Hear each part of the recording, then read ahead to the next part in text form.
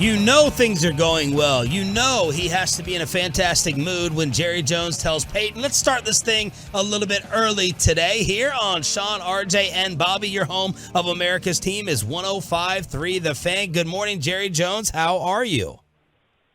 Well, y'all, as usual, we're starting it off, and you got me figured out to the T. I've been sitting up here since about 6 this morning with bated breath waiting to talk to you guys. And man, what a way to start the year. How exciting. I'll tell you this, 23 was really a heck of a year for everybody involved in many ways around the Cowboys. I just can't wait to try to top it in 24. But when we get back at all for 23, might have gotten a little closer to that to be trite, but maybe we can get that accomplished early in 24. Can you believe that you're sitting here in this position? Just try to put it into words, Jerry. If you win at the Commanders, you guys win the NFC East and sit there with the number 2 spot in the conference. Just try to put that into words in terms of believability. Well, it certainly was yes, secured it, all these words way for us to end up in this spot. However, I will say this now, from the time we started training camp, you know what was printed on our forehead and what the goal was to get ourselves in the best way we possibly could to compete in the playoffs and compete for that ultimate prize. And that implies having this spot as we go into the playoffs. It just implies. Jerry, let's focus a little bit more on what happened in Arlington. What was your understanding? What were you thinking? And what is your final understanding of that 2-point conversion play that the whole sports world is talking about? Well, I think it certainly there were many times in that entire sequence of plays, the plays before it, the one where we got the whipping or the tripping penalty, really impacted our decision-making. We were obviously trying to score, and that was a critical play. There were a lot of plays that happened there, and I just can't believe the convoluted way that we ended up winning that ball game. I can believe it, but from the standpoint of the old adage that one play doesn't do it, in this particular series, it didn't do it. There were a lot of different plays that were penalties that were called there, starting with our tripping penalty that influenced that were questionable. Jerry, is there anything the sport can do to, make the procedure of declaring as an eligible receiver easier or more concise so there isn't confusion on the official's part? Or is that just something you just can't really worry about? Well, let me put it like this. First and foremost, the defensive team is supposed to know, it's clear, who the receiver is eligible that might not have been deemed eligible. That's clear. The rule calls for that. You're supposed to know that if you're playing defense. Anything you do to fuzzy that up can get fuzzied up, and that's what happened. Jerry, you guys are now 20-5 when CeeDee Lamb goes for at least 80 yards receiving. I know you once referred to Ezekiel Elliott as the straw that stirs the drink on offense. Do you think Lamb has sort of become that for you guys, that proverbial straw on offense? Well, unquestionably, in the sense that you have to have a lot more coordination between the quarterback and the receiver, Lamb and Dak, than it happens just the game between the quarterback and the running back. You have to have coordination between all of them, but that receiver combo has to do with confidence. It has to do with just complete each one of them probably getting in each other's shoes. That's happening here, and we're seeing it, and, boy, we're benefiting from it. Two great players, Prescott as well as Lamb, are in sync, and it's really been a huge asset embellishment, the fact that they're together as good as they are. Jerry Jones brought to you by Ford, built for Texas, built for you every Tuesday here on Sean and RJ 105.3 The Fan. Jerry, what were some of the other performances that jumped out to you from Saturday that led to that win that really impressed you? Lawrence from the get-go, DeMarcus Lawrence, boy, he set the tone with the very first play, and he played that way throughout. It's consistent with how he's been playing. Sometimes the actual sack or pressure stat, even that doesn't give the impact in the game that a player is having, obviously. Well, Lawrence is such a player to deal with over on the defense. He's relentless, he's talented, and he's a pressure player. And, of course, he's just been incremental in the success that we've had stopping the run. As you know, we look at our defense and say, hey, how about a little more run support from the defense? Well, we all know that's a big answer and a complicated one. But Lawrence gives us that compliment that, boy, we would have an issue in the run game if it weren't for Lawrence. And Jerry, you talking about the run defense there, is it comforting to you that, following the Buffalo game and the trouble you guys had stopping the run, that you've been able to hold two of the top rushing teams in the NFL, the Dolphins and the Lions, really below their season averages? Does that give you confidence in where the run game is heading on defense? It certainly does. Very impressive. Very impressive. And as you know, we do some things to put the pressure on the quarterback. And plus, we do some things in coverages with our top linebacker that we play with, their combination safe linebacker, so that we can stay with those tight ends and stay with those intermediate. Jerry, while things have improved on the run defense side, you guys have failed to rush for 100 yards in 3 straight games. That's the first time that's happened in a season since 2013. Do you have any concerns about where your run game is at on the offensive side of the ball heading into the postseason? Yes, I do. But that's the place to be concerned. And we should be. We should always be concerned about the run going into the playoffs. But do we have the ability to run the ball in the playoffs? Yes, we do. Starting with Pollard. But also, I like what's happening in our offensive line. We've played a lot of players lately. We've got a chance to benefit from those reps that those backups have been having as well. Jerry, how are you feeling about the status of Tyler Smith? Well, I don't know the status, don't know that anybody does this morning, but because of what happens with a plantar fascia injury, they really root for it to completely tear, just completely tear. And if it does, then it's apparently a lot more realistic to think that they can almost go right back out there. It's when it's in between there, partially torn, like our tight end had during training camp. Having said that, I'm going to be very positive, should be positive about it. It'll take quite an effort on his part to be there and productive for us.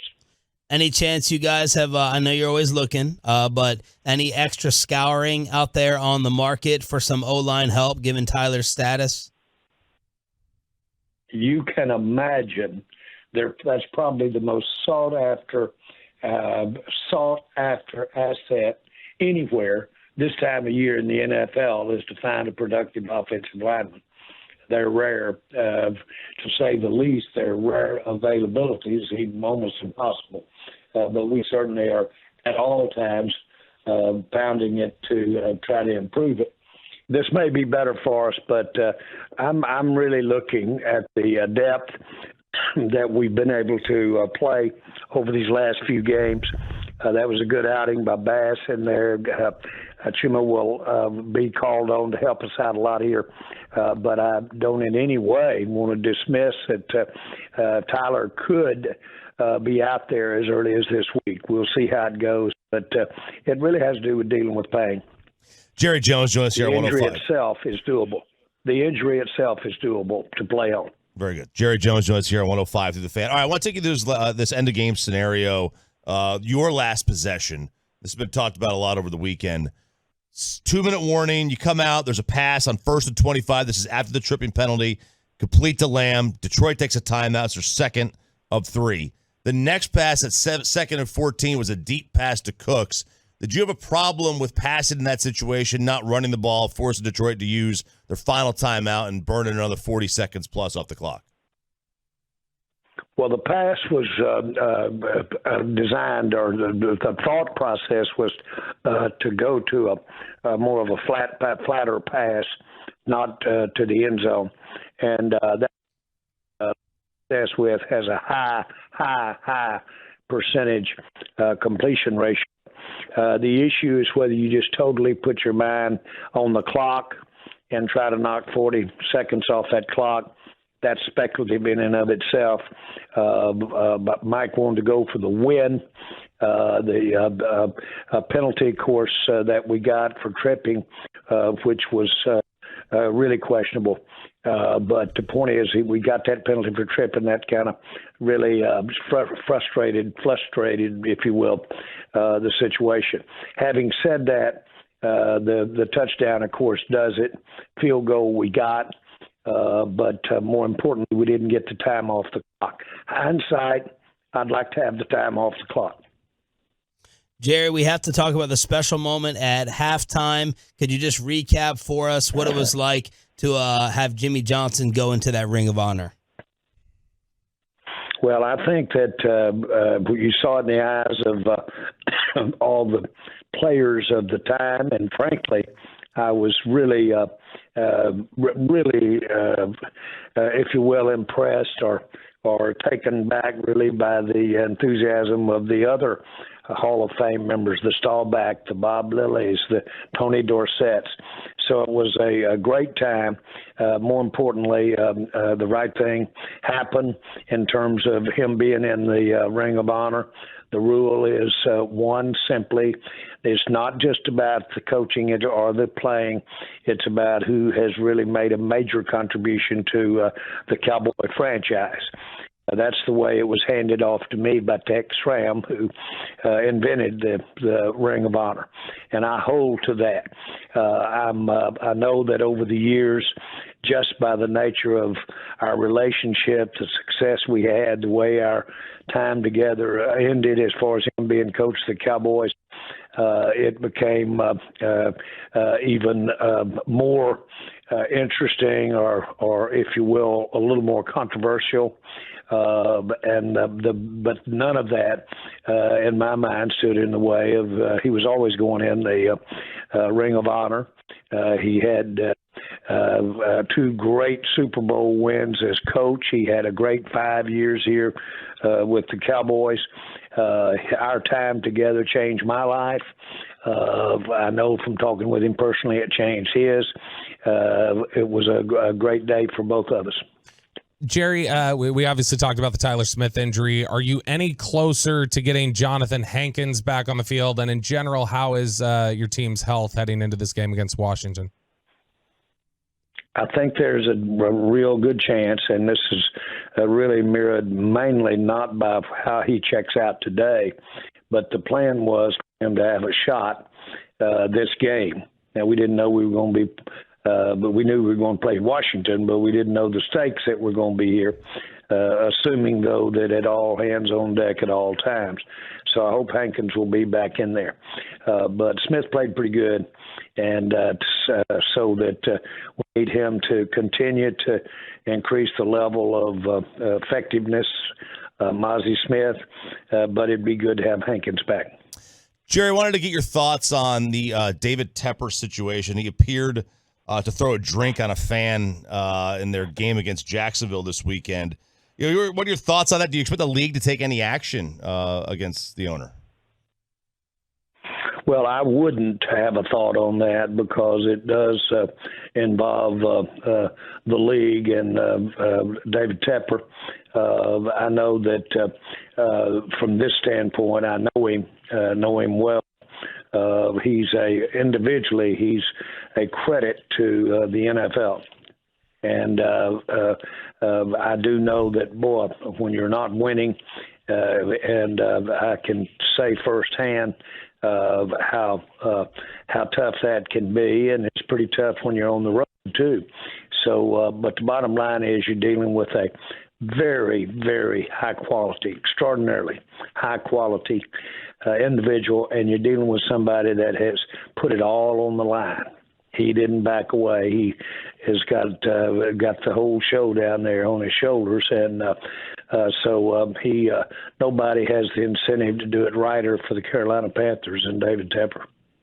Well, look, the whole Metroplex has gotten a new shot of energy with this opportunity on Sunday. It's unbelievable. We had a night to always remember on Saturday, thanks to Mr. Bennett Glazer, and you made us look good in front of our ladies by catching them with us on the field. So it was great to see you, great to catch up, and let's keep the magic going.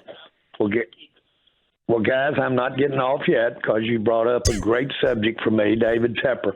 I mean, Bennett Glazer. But my fondest memory of Bennett was we went over to Kentucky and made a great traditional trip to one of the great distilleries over there, Maker's Mark. And, boy, we had quite a crowd with us. So big that David and I mean, not David and I, but Bennett, we sat in the floor. We sat in the floor and literally had our legs crossed with the other one, looking at each other, almost nose to nose. And that's the way we flew back to Dallas to come home from that trip. Now, you get to know each other pretty good in circumstances like that. And we probably didn't even need the airplane. We'd been over having a tasting for our Maker's Mark, great relationship, and having the owners blend and all of that with Bennett. But the point is that we really didn't need the airplane. We could have flown back under our own power. But he's really a great citizen of our area and has done so much economically for our area. And so he's a pleasure. He's a real pleasure to be around. And he puts that wind beneath my wings as a real supporter of the Dallas Cowboys. Well said. Thank you so much for the time. This is an awesome feeling. We can't wait for the next one. Go and get the division title. Thank you, Jerry. Let's have a big week. Thank you, guys. Jerry Jones, brought to you by Ford, built for Texas, built for you.